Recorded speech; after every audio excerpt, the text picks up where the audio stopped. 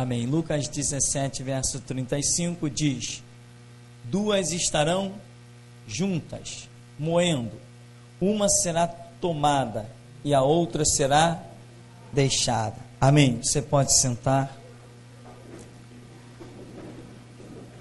Nós já temos bastante comentado, quer dizer, não o suficiente, mas temos comentado sobre este episódio, que Deus nos tem ensinado algumas coisas e a partir daí de um ensinamento outros chegam, porque o ensino sempre é progressivo e nunca instantâneo.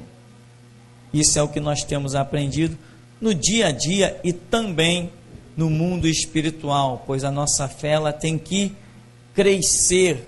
E o próprio apóstolo Paulo usa uma expressão que ele diz: desenvolvei a vossa salvação, quer dizer, demonstrando que a questão requer crescimento, né? Requer caminhada, é algo progressivo.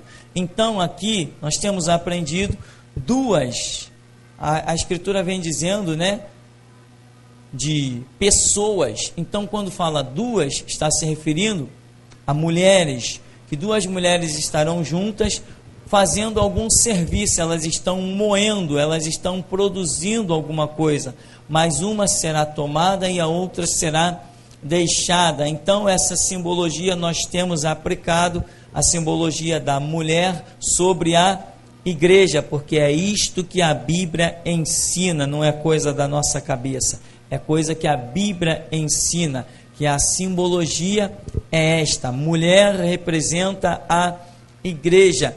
Desde Gênesis, né, em que Deus diz lá em Gênesis 3,15, a primeira promessa do Salvador, em que Deus coloca Eva como aquela que daria a luz ao Messias. Então, mulher é símbolo da igreja, Israel e a igreja, desde que debaixo de um propósito de Deus. Irmãos, e nós já falamos sobre isso, e hoje vamos falar um pouco mais,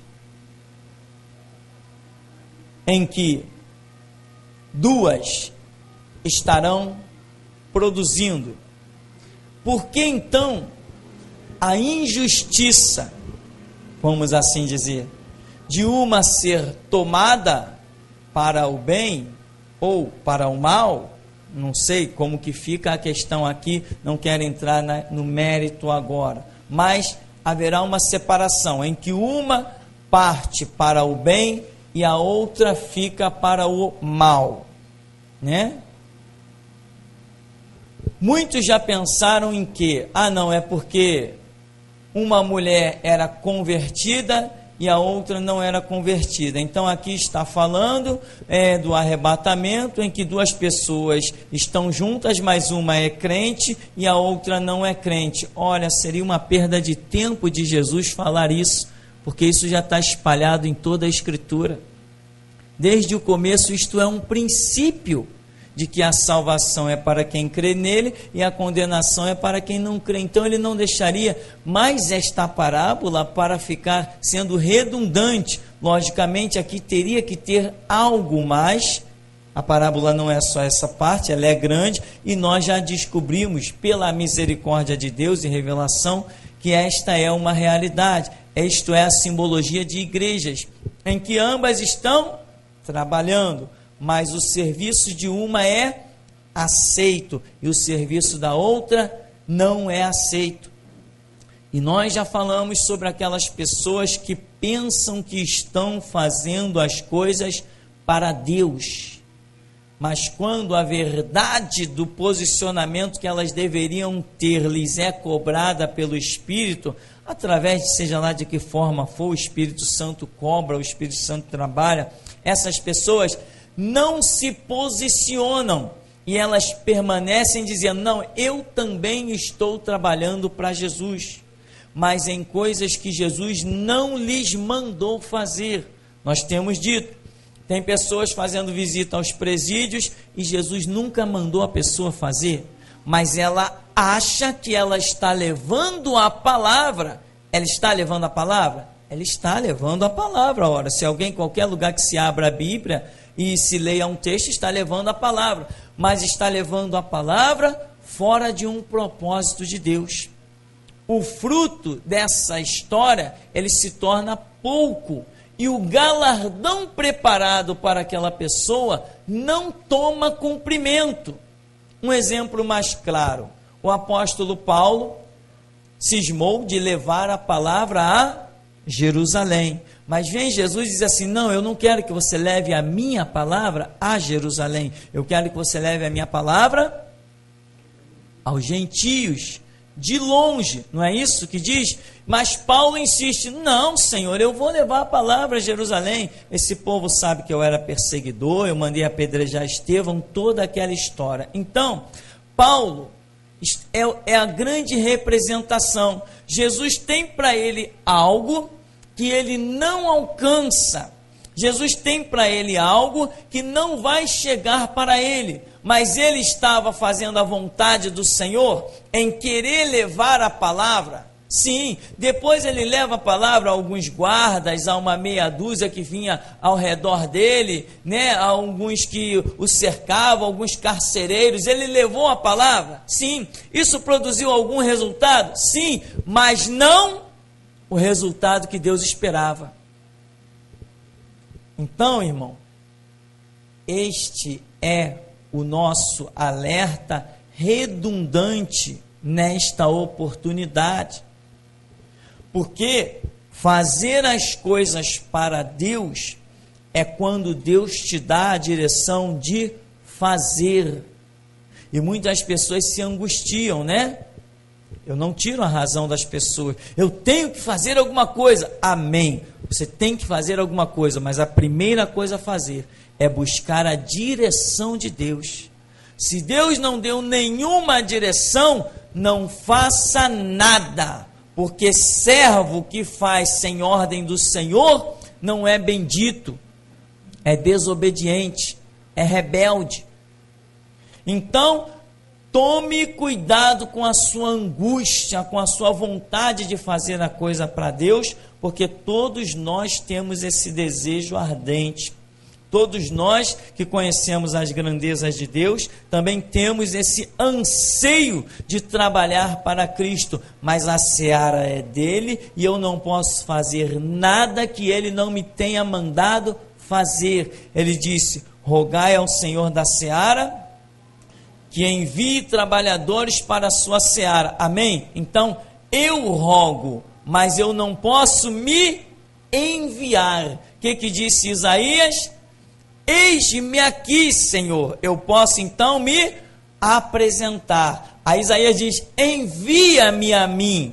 Embora Isaías dissesse eis-me aqui, ele, conhecendo a necessidade de Deus, ele não pôde ir. Entendeu, irmão? Não adianta você dizer vou trabalhar para Jesus. Você pode dizer eis-me aqui, Senhor, conta comigo. E Ele é que vai contar contigo dentro daquilo que Ele sabe que você é capaz. A parábola dos talentos diz que Ele repartiu a cada um segundo a sua própria capacidade. Quando nós tentamos fazer alguma coisa sem que Ele nos tenha ordenado, é bem possível que nós estejamos nos metendo num assunto que nós não consigamos dominar, realizar, porque a graça dele vai faltar. A graça de Deus só opera naquilo que ele nos manda realizar. Se ele não nos mandou realizar, pode até parecer que está dando certo. Acredite, no final das contas, quando ele puxar o relatório, verão que deu tudo errado. Outra coisa que eu quero levar você é em Mateus, capítulo 15. Hoje nós vamos ver alguns textos que nos chamarão a atenção, creio eu, até para encerrarmos e deixarmos arquivado isto, porque é uma direção nesse ministério, o arquivar mensagens, para que outros que chegam depois possam ter acesso a elas. Nós viemos trabalhando ao longo de anos para que mensagens fossem arquivadas. Deus assim deu direção de sair gravando e preparando para outra geração. Então isto é importante para mim, que estou obedecendo ao meu Senhor. Se outros vão se preocupar em ter acesso a essas mensagens, aí já não compete a mim. O que importa é que eu faça a minha parte. Então, aqui em Mateus capítulo 15, no verso 9, diz: mas em vão me adoram, ensinando doutrinas que são preceitos dos homens. Você vai ver que no verso 1 vai dizer: chegaram ao pé de Jesus quem? Os escribas e fariseus de Jerusalém. Então, Jesus vai dizer para eles, porque eles questionam o comer sem lavar as mãos, Jesus vai dizer para eles: olha, vocês estão classificados como hipócritas, diz no verso 7. Hipócrita, bem profetizou Isaías a vosso respeito, dizendo: este povo me honra com os seus lábios, mas o seu coração está longe de mim. Mas em vão me adoram, ensinando doutrinas que são preceitos de homens. Mas era isso que eles pensavam? Que eles estavam ensinando apenas preceitos de homens? Depois, lá em Mateus 23, o que Jesus diz? Escribas e fariseus, vocês são hipócritas, vocês percorrem a terra e o mar para fazer um discípulo e depois o transformam em 2 vezes mais filho do inferno, pior do que vocês. Por que isso acontecia? Porque eles ensinavam preceitos de homens, mas dentro da cabeça deles, eles estavam fazendo a obra de Deus. Então, meu irmão, você precisa parar e pensar, meditar e saber, acreditar que o que você fizer fora da direção de Deus, se você colher alguma coisa, pode ser no mínimo, no máximo, migalha.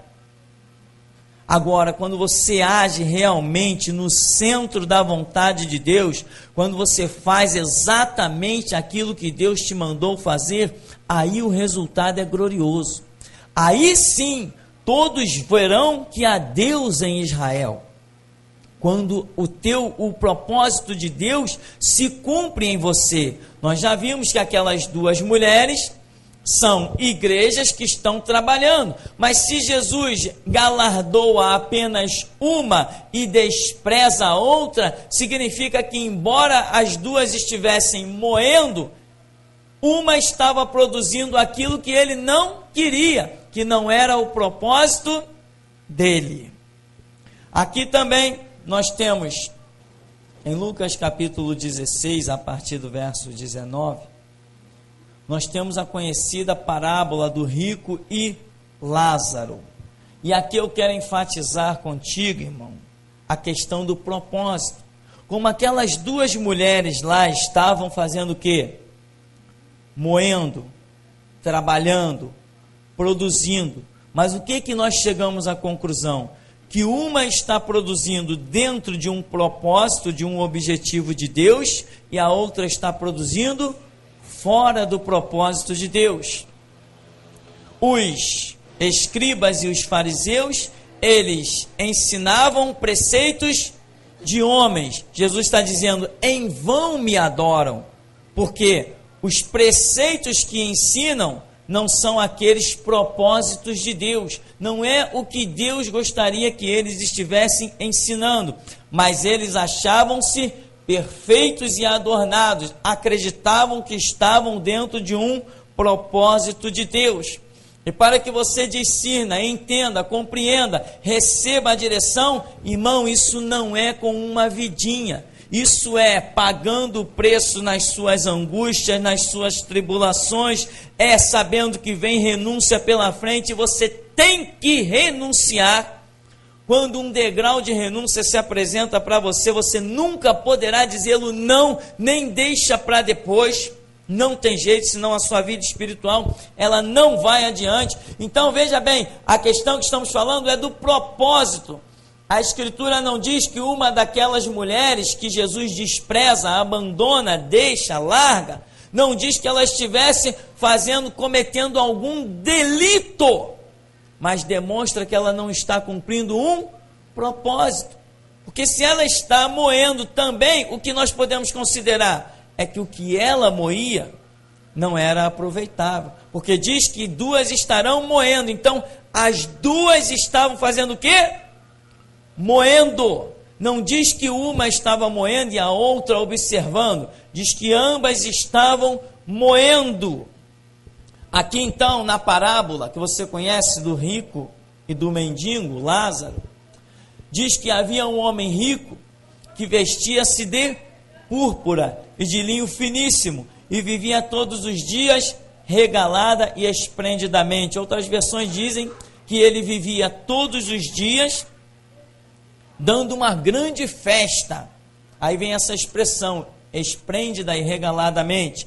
Então, veja bem, aí a parábola vai dizer, Jesus vai terminar dizendo que este homem rico foi parar no inferno. Mas eu quero dizer para você, por que este homem rico foi parar no inferno? Ora, só porque era rico? Não, nada disso. A Bíblia não diz que os ricos não herdarão o reino de Deus. Não é essa a ideologia do Evangelho. Ninguém deixa de entrar no céu porque é um rico. Ah, ele vivia regalada esplendidamente. Está aí, daí? Ele vivia dando festa todo dia. Tá bom, qual o problema? Ele tinha dinheiro, ele dava festa todo dia. A questão é que ele não estava dentro de um propósito de Deus.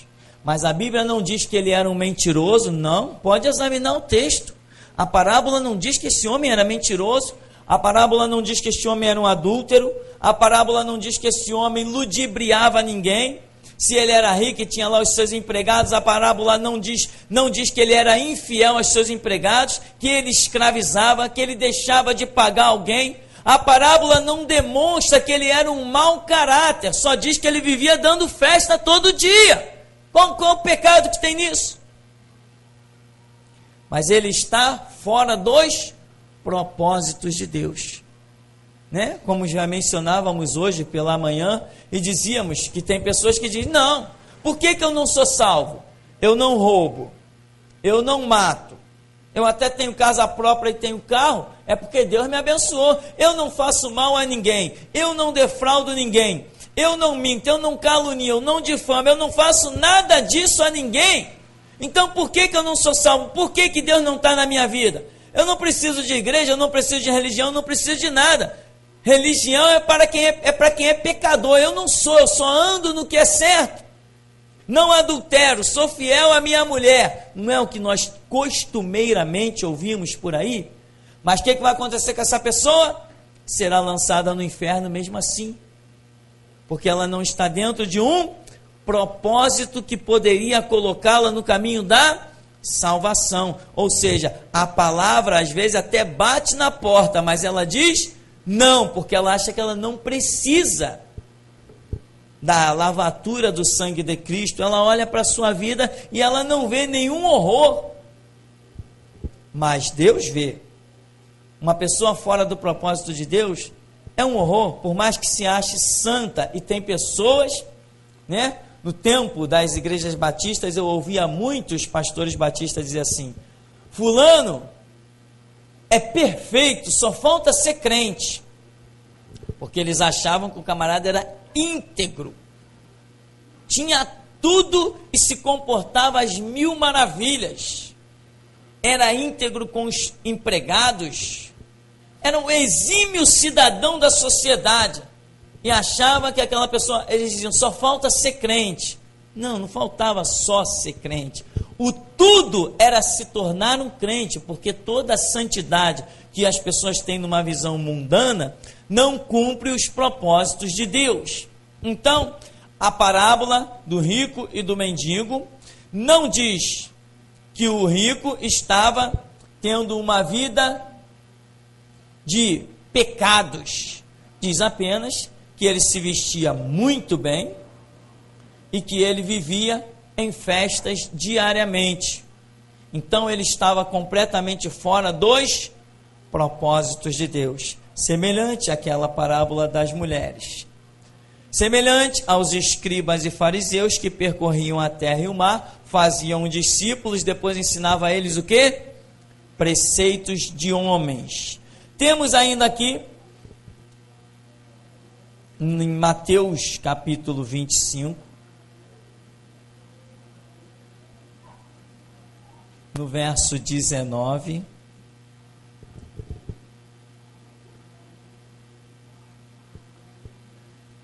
você conhece o sermão, continua a parábola dos 10 talentos.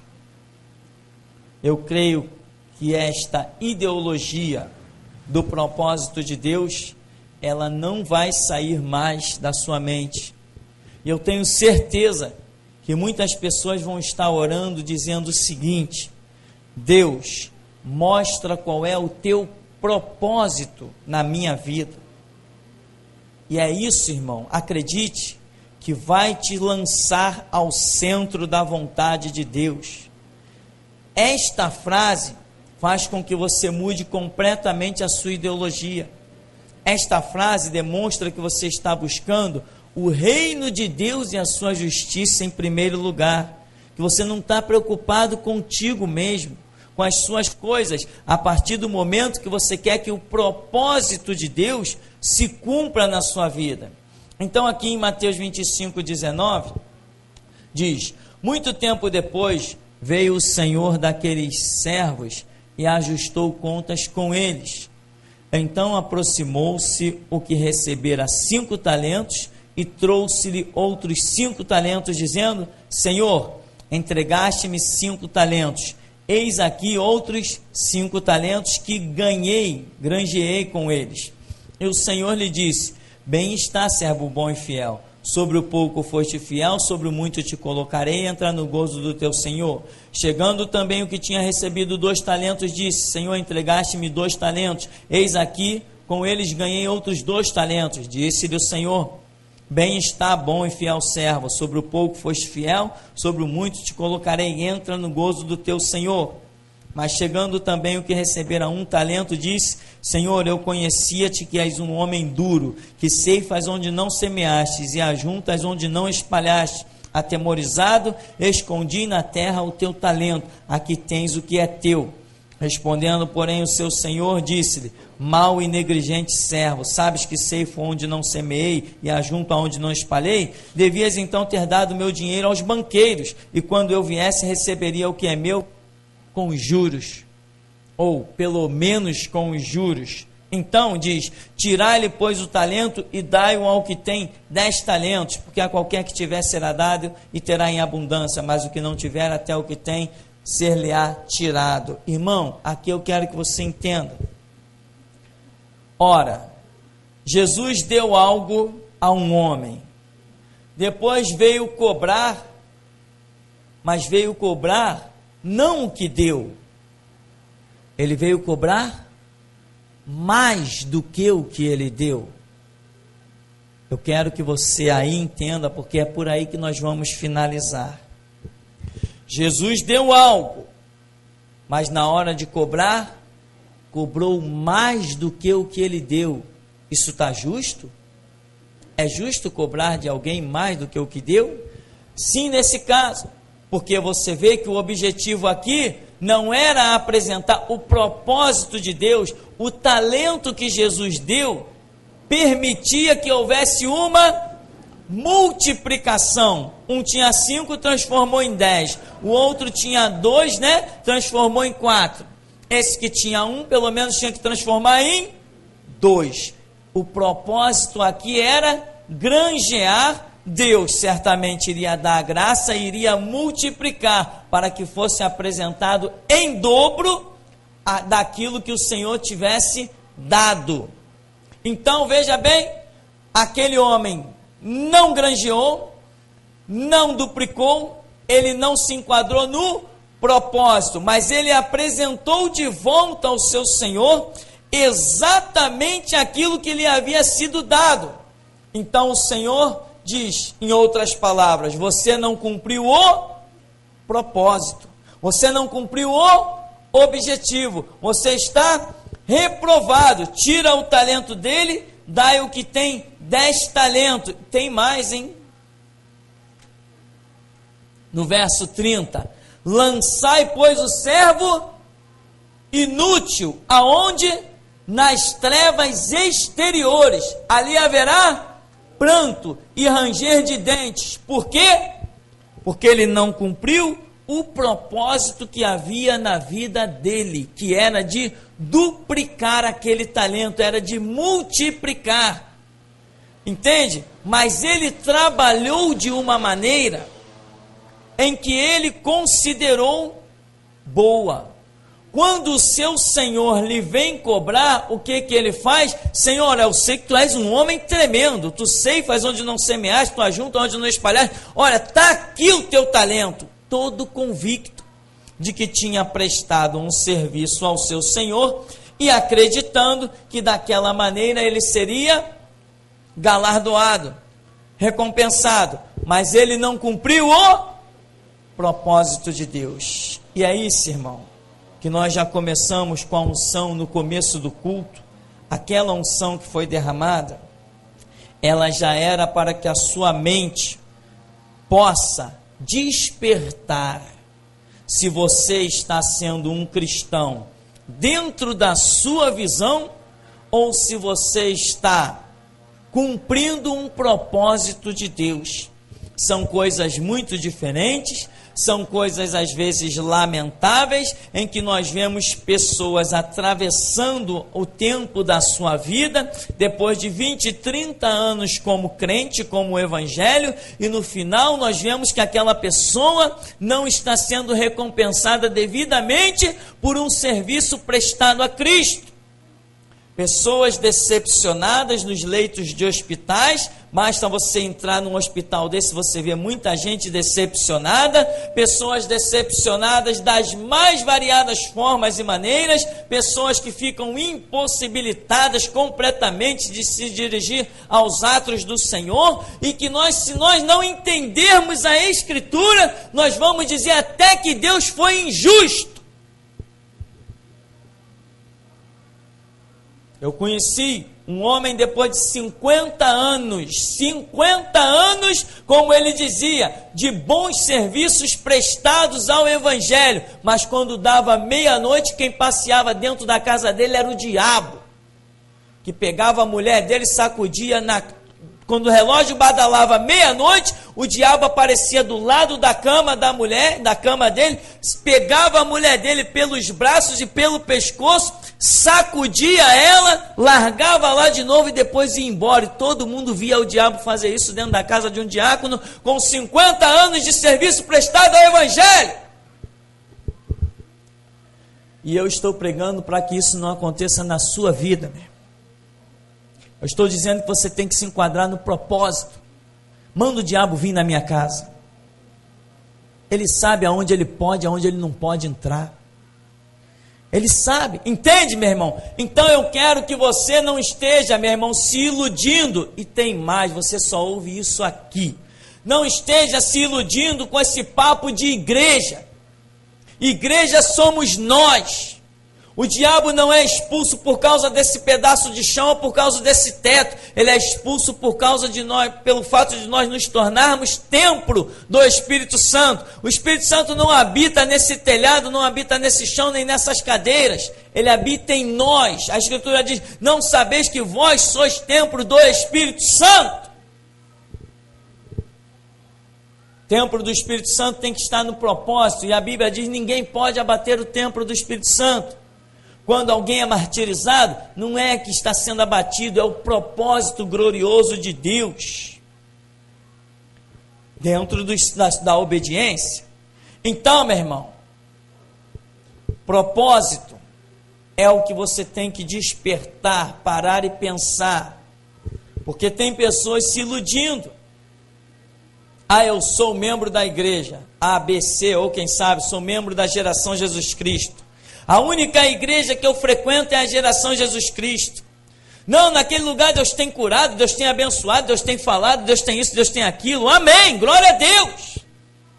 Mas não me adianta apenas ver a glória de Deus na vida dos outros, eu tenho que ver na minha. Se o propósito de Deus está se cumprindo na vida de uns, como está a minha vida? Ah, aquele ali granjeou com 5 talentos, ganhou mais 5. Aquele ali com 2, ganhou mais 2. E eu? Qual o propósito de Deus na minha vida? Eu tenho cumprido isso? Porque aí depois vai ser como algumas pessoas, né? Que nós fomos visitar em cima dos leitos de hospitais. No final da vida, derrotados, frase que nós ouvimos costumeiramente: olha, eu subia tantos morros, eu passava dias até sem almoçar direito por causa de evangelizar aqui, evangelizar ali. Olha, eu trabalhei muito para Jesus. E a pessoa começava a dizer que tinha trabalhado, e daqui a pouco as lágrimas começam a rolar no rosto, e nós conseguimos ver que na verdade a pessoa está completamente arrasada e decepcionada. Porque ela está dizendo: eu trabalhava, eu fazia, eu ia para a igreja, eu ia aquilo, em outro lugar, eu ia no presídio, eu ia nos hospitais, mas agora ela está dizendo com as lágrimas dela: eu estou abandonada aqui em cima desse leito de hospital. Jesus me largou aqui. Eu estou pregando para que isso não aconteça com você. Estou pregando para que isso não aconteça com você. Presta atenção. Jesus pode suprir o teu ser, o teu organismo de uma maneira sobrenatural. Ele te livra dos acidentes e incidentes, das balas perdidas, ele te livra do derrame, ele te livra da leucemia, ele te livra do câncer, ele te livra de qualquer coisa, ele tem poder. Mas você tem que buscar o propósito de Deus na sua vida, clamar e se enquadrar nele. No arrebatamento, meu irmão, eu acho que essa nação, a nação evangélica, vamos assim dizer, nunca derramou tanta lágrima como vai ser no dia do arrebatamento. Você já assistiu a última trombeta? A última trombeta, ela me deixa impressionado. Ela tem cenas ali que falam profundamente a mim.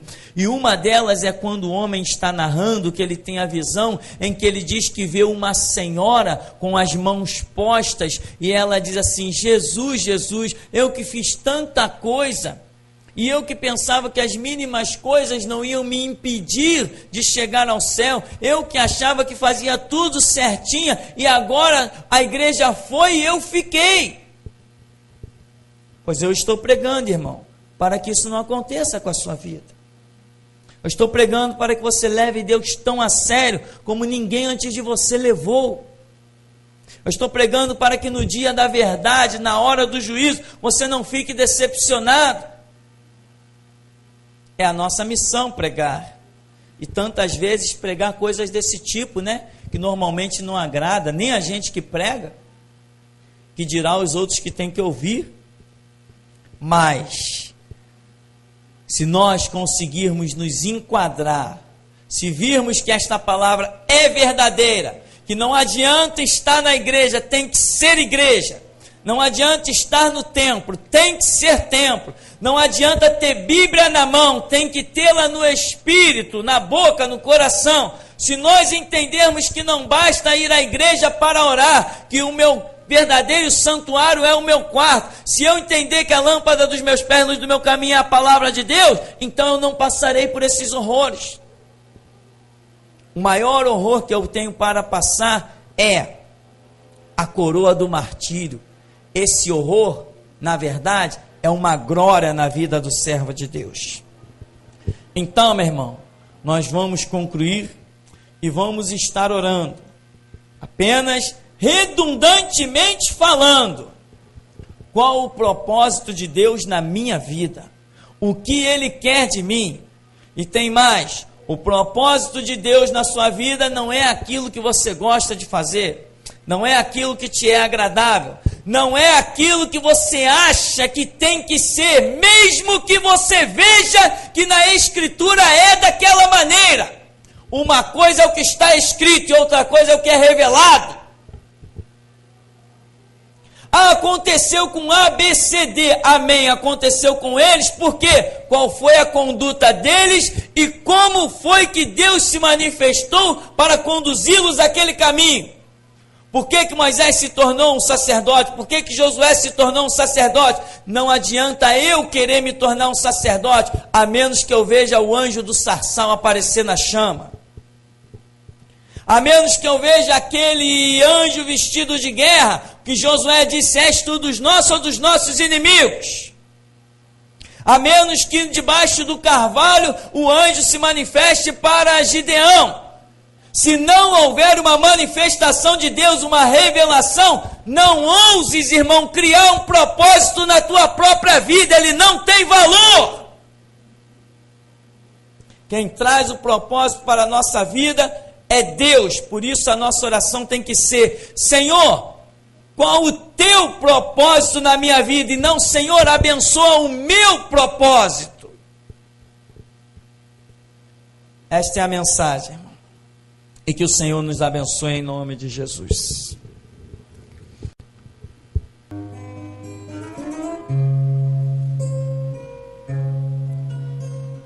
Quando em cativeiro te levaram de Sião, e os teus sacerdotes prantearam de aflição, foi como morrer.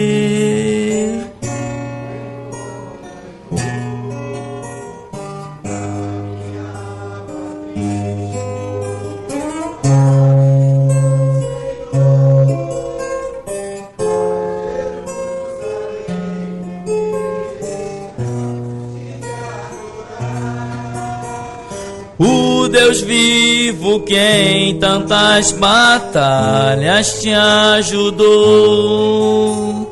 chora Israel.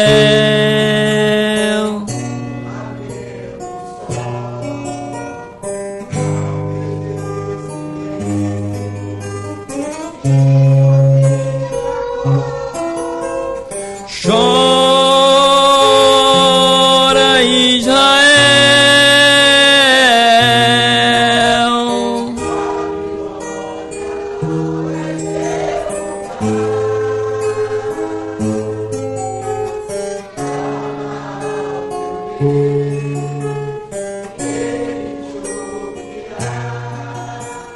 O inimigo te libertará.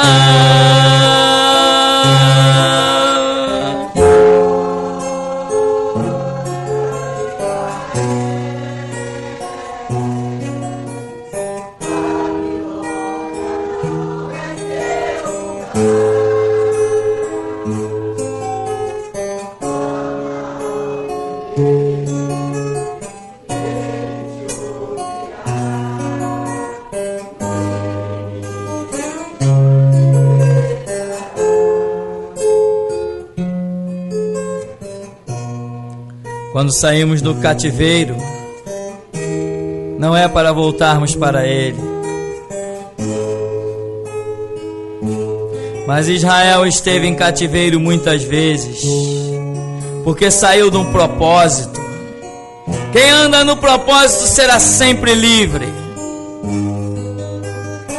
Quem é liberto pelo Senhor, como ele diz: se pois o Filho vos libertar. Agora, aquele que tenta partir as suas próprias algemas, certamente voltará a elas. A libertação verdadeira tem que vir do Senhor. Não tentes produzir a tua própria libertação. Deixa que o Senhor te liberte. Israel esteve cativo muitas vezes, porque escapou do propósito de Deus. Chegou um ponto que Israel já confiava no seu próprio braço, já confiava no seu ouro e na sua prata, uma nação rica. Mas Babilônia levou tudo.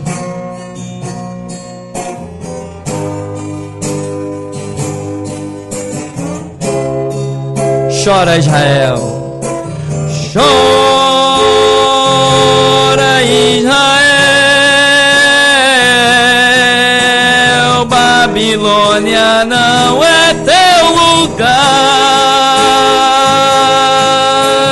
clama ao teu Deus.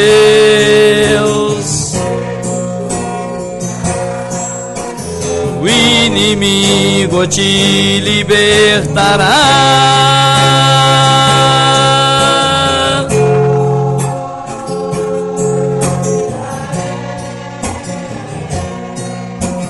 Babilônia não é teu lugar.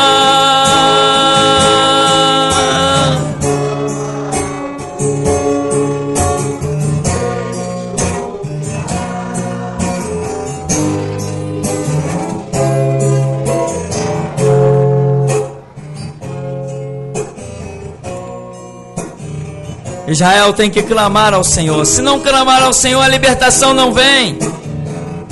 Só Ele pode libertar do inimigo. Não temos poder para nos libertarmos a nós mesmos. Somos servos. Servo não tem poder de se libertar. Tem que ser comprado. E o preço da tua liberdade foi o sangue de Cristo. Portanto, Ele que tem que proclamar a tua libertação. Clama a Ele e Ele te responderá. Busca, bate que você vai encontrar. A porta vai se abrir. Aleluia! Mudou a unção. Agora é unção de festa, é unção de alegria. Rimante cante cante cobalabasorica.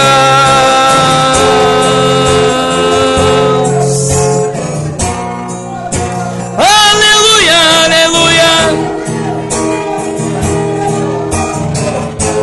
Mudou a palavra, exulta e canta, ó filha de Sião, porque grande é no meio de ti o Santo de Israel.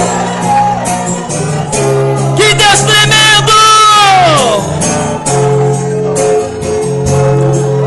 Aleluia, Deus. Recebe a palavra que no céu tem festa e alegria. Aleluia, Deus.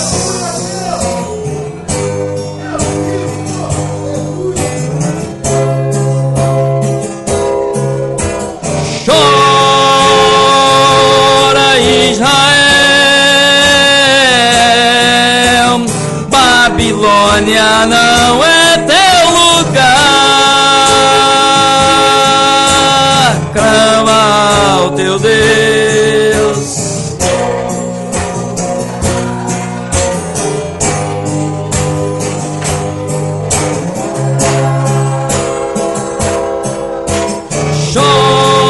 Chora, Israel, Babilônia não é teu lugar.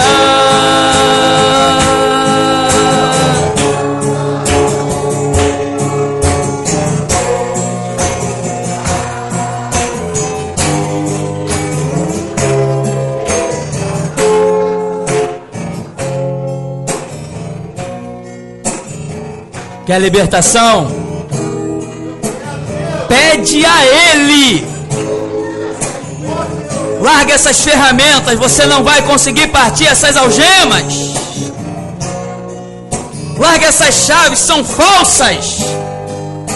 Larga os teus ideais, pega o dele. Esquece o teu propósito, ele não vai te levar a lugar nenhum.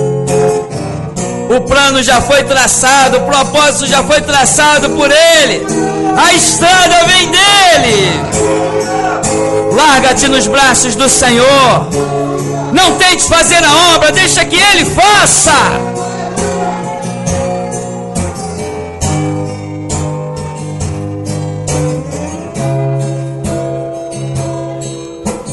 A Jerusalém, porque deixaste de adorar o Deus vivo que em tantas batalhas te ajudou. Chora, Israel, num lamento só.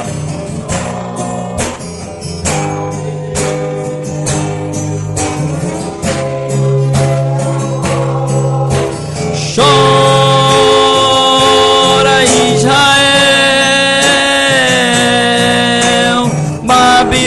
glória não é teu lugar.